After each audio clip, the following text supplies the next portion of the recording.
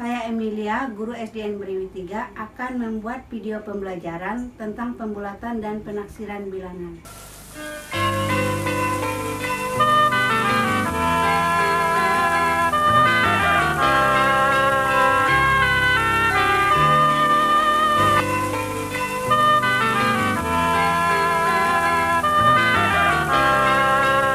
Selamat pagi, anak-anak. Sebelum kita memulai pelajaran hari ini, silakan kalian menyiapkan alat tulisnya ataupun peralatan lain yang kira-kira diperlukan untuk pembelajaran hari ini. Kalau semua alatnya sudah sedia, sudah dipersiapkan semua, silakan kalian berdoa menurut agama dan keyakinannya masing-masing yang dipimpin oleh Bowo.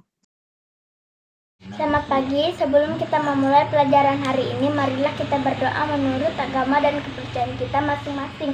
Berdoa dimulai.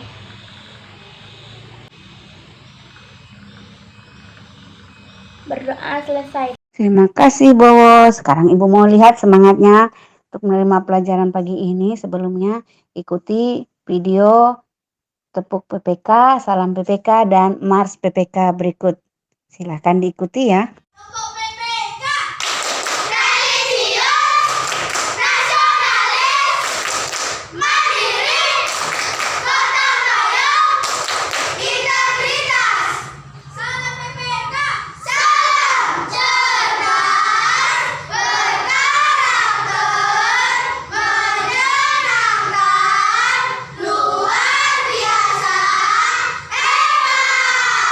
Gerakan Nasional Revolusi Mental membangun karakter generasi gemilang menuju kebangkitan generasi emas bagi manusia Indonesia.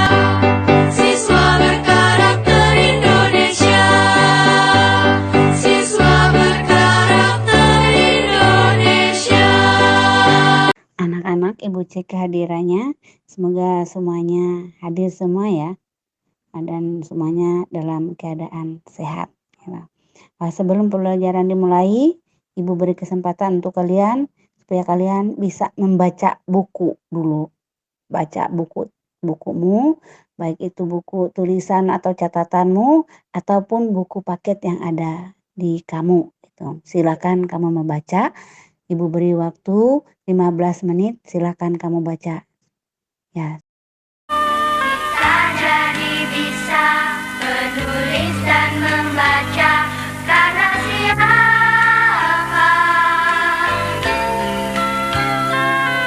Kita. Terima kasih kalian sudah membaca.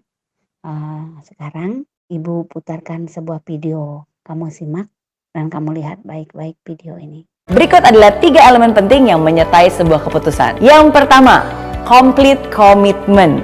Keputusan itu benar-benar kamu harus rencanakan dengan serius, tapi bukan hanya keputusannya aja loh, ada juga komitmen di dalamnya. Bukan komitmen yang 90%, apalagi yang setengah-setengah. 100% komitmen inilah yang membuat kamu tidak memiliki jalan atau alternatif lain. Sehingga komitmen inilah yang menjadi satu-satunya pegangan yang harus kamu perjuangkan. Saking fokusnya nih, kamu pun bisa benar-benar ngotot hanya untuk mendapatkan apa yang sudah menjadi komitmen kamu. Jadi ingat, complete commitment. Komitmen 100%. Yang kedua, consistent action.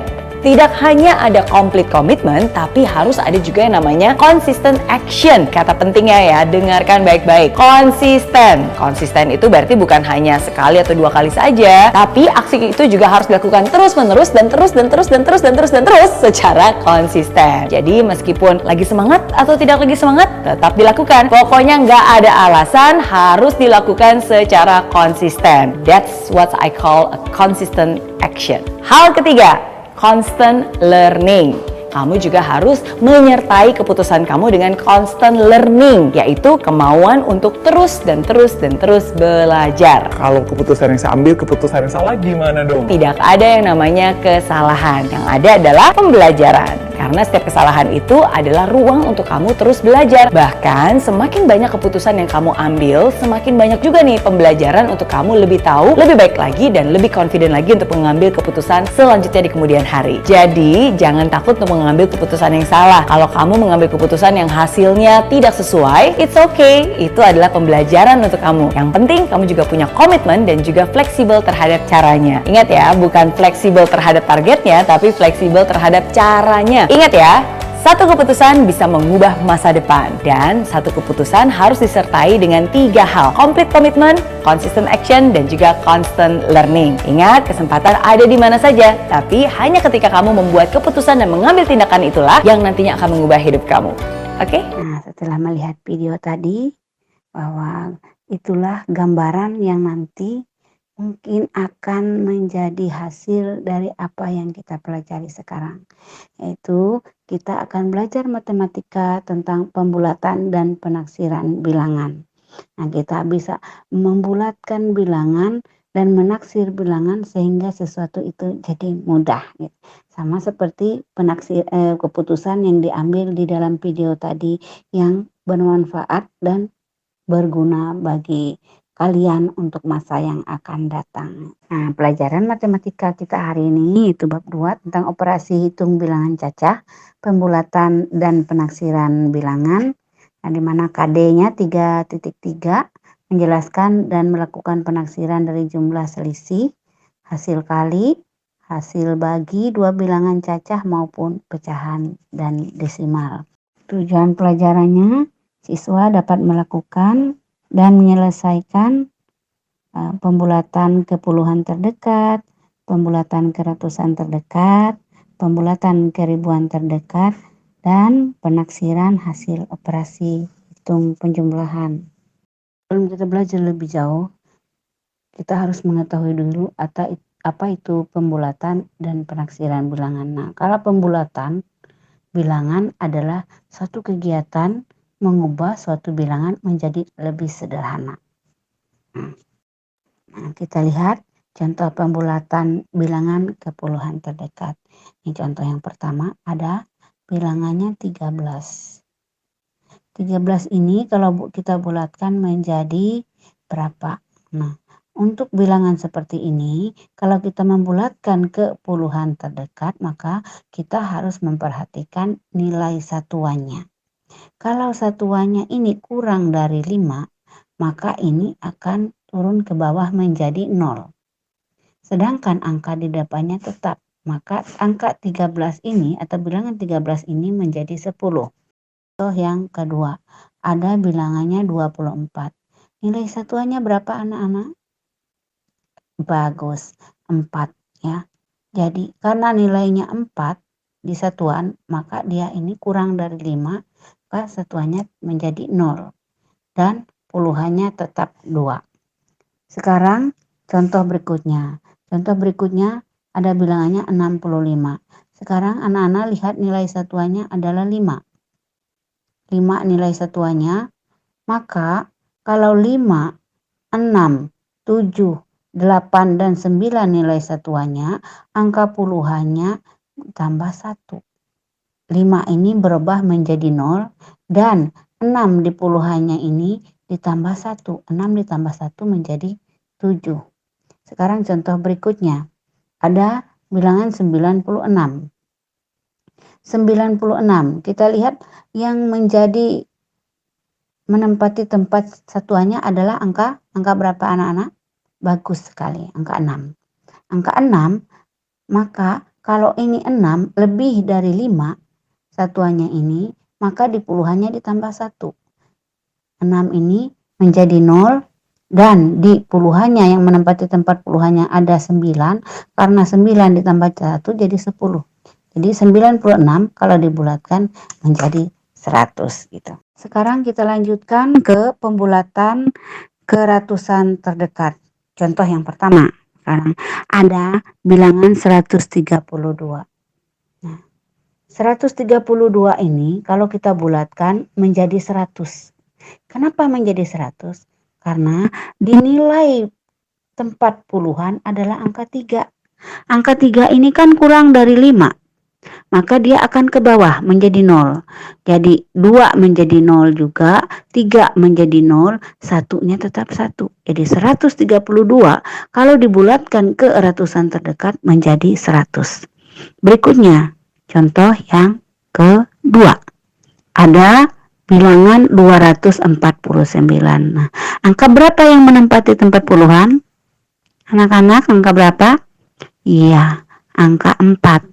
Nah, kalau angka 4 di tempat puluhannya, maka dia ini kan tuh kurang dari 5.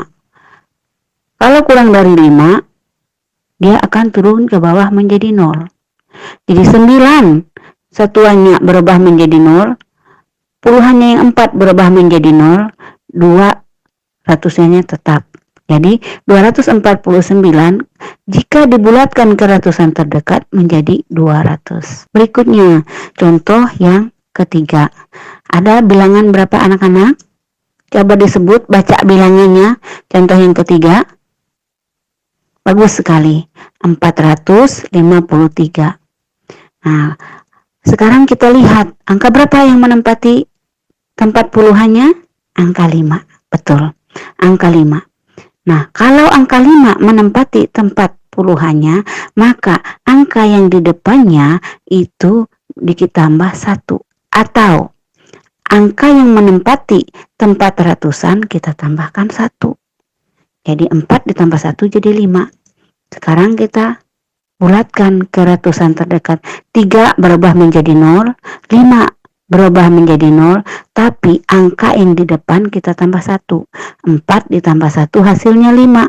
Jadi 453 jika kita bulatkan ke ratusan terdekat menjadi 500. Sekarang contoh berikutnya. Contoh berikutnya ada bilangan 671. Kalau kita bulatkan ke ratusan terdekat, kita lihat lagi yang menempati tempat puluhan nilainya berapa. Jadi nilai yang menempati tempat puluhan di sini adalah angka 7. 7 lebih besar dari 5. Maka angka yang di depannya kita tambah 1. 1 berubah menjadi 0, 7 juga berubah menjadi 0, tapi 6 di depannya kita tambah 1. Jadi 671 jika kita bulatkan ke ratusan terdekat menjadi 700. Berikutnya kita lanjutkan pembulatan ke ribuan terdekat. Langsung aja kita lihat contohnya. Contoh yang pertama ada 1325. Nah, kita lihat lagi contoh soalnya ini. Ingat, kalau pembulatan ke ribuan terdekat, kita harus melihat yang angka yang menempati tempat ratusan. Ingat ya, kalau pembulatan ke ribuan terdekat, yang kita lihat adalah angka yang menempati tempat ratusan. Sekarang ada bilangan 1325. Sekarang kita lihat nilai tempatnya. Angka 5 menempati tempat satuan. Angka 2 menempati tempat, siapa yang tahu ayo anak-anak? Iya, betul sekali, menempati tempat puluhan. Angka 3 menempati tempat ratusan. Nah, yang kita perhatikan adalah angka 3 ini. 3 ini menempati tempat ratusan. Kalau yang menempati tempat ratusan ini kurang dari 5, maka ini kita bulatkan ke bawah menjadi 0. Jadi 1325 ini kalau kita bulatkan menjadi 1000. 5 satuannya menjadi 0, 2 puluhannya menjadi 0, 3 ratusannya menjadi 0, 1 ribuannya tetap gitu ya. Jadi kalau kita bulatkan ke ribuan terdekat, 1325 menjadi 1000. Kenapa? Karena ratusannya kurang dari 5. Karena angka ratusannya kurang dari 5. Sekarang berikutnya contoh yang kedua. Ada 2496. 2.496 ini kalau kita bulatkan menjadi 2.000. Kenapa? Karena nilai ratusannya yang menempati nilai ratusannya ini adalah 4. Jadi 4 kurang dari 5. Maka ini turun ke bawah menjadi 0. 6 menjadi 0, 9 menjadi 0, 4 menjadi 0. Dan angka 2-nya tetap. Jadi 2.496 jika dibulatkan menjadi 2.000. Sekarang contoh yang kedua. Ada bilangan 3.553. Nah, kalau kita bulatkan ke ribuan terdekat, jadi 4.000. Kenapa demikian? Karena angka yang menempati tempat ratusan adalah angka 5. Kalau angka 5 menempati tempat ratusannya ini, kalau kita bulatkan ke ribuan terdekat, maka angka ribuannya kita tambah 1. Jadi 3 satuannya menjadi 0, 5 puluhannya menjadi 0, 5 ratusannya menjadi 0, tapi 3 ribuannya kita tambah 1 menjadi 4. Jadi 3.553 kalau kita bulatkan ke ribuan terdekat menjadi 4.000 gitu. Berikutnya, contoh berikutnya. Ayo coba kalian baca bilangannya berapa?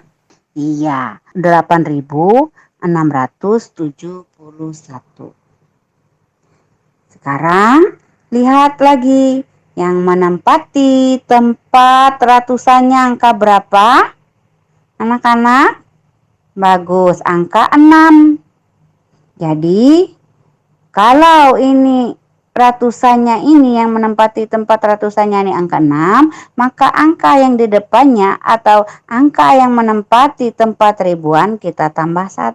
Karena dia 6 lebih dari 5. Jadi, 8.671 kalau kita bulatkan ke ribuan terdekat menjadi 9.000. Jadi 1 satuannya menjadi 0, 7 puluhannya menjadi 0, 6 ratusannya menjadi 0, 8 ribuannya ditambah 1 menjadi 9. Jadi 9.000. Jadi 8.671 kalau dibulatkan ke ribuan terdekat menjadi 9.000. Sekarang kita sudah membulatkan bilangan mulai dari ke puluhan terdekat, ke ratusan terdekat, ke ribuan terdekat. Sekarang kita ke pelajaran berikutnya untuk menentukan taksiran operasi hitung bilangan. Gitu. Operasi hitung bilangan jika sudah kita bulatkan. Nah, kita perhatikan contoh. Tentukan taksiran hasil operasi hitung berikut ke puluhan terdekat. Ada contohnya 28 ditambah 54. Nah, dia menjadi berapa taksirannya? Yang kita perhatikan dulu adalah angka satuannya. Nah, untuk 28 kita lihat satuannya angka 8 kan, angka 8. Jadi kalau angka 8 itu kan satuannya itu lebih dari 5. Kalau lebih dari 5, maka kita tambahkan 1 di angka puluhannya. Jadi 28 kalau kita bulatkan menjadi 30 gitu. 8-nya menjadi 0, tapi 2-nya kita tambah 1. Jadi angka di puluhannya yang 2 itu tambah 1 jadi 30. Jadi 28 kita bulatkan menjadi 30. Sekarang ke yang ke 54. 54. Lihat lagi angka satuannya. Angka satuannya kan 4. 4 kurang dari 5. Maka kita bulatkan ke bawah 4 jadi 0. 5-nya tetap. Jadi 54 kalau kita bulatkan ke puluhan terdekat menjadi 50. Jadi tinggal kita jumlahkan.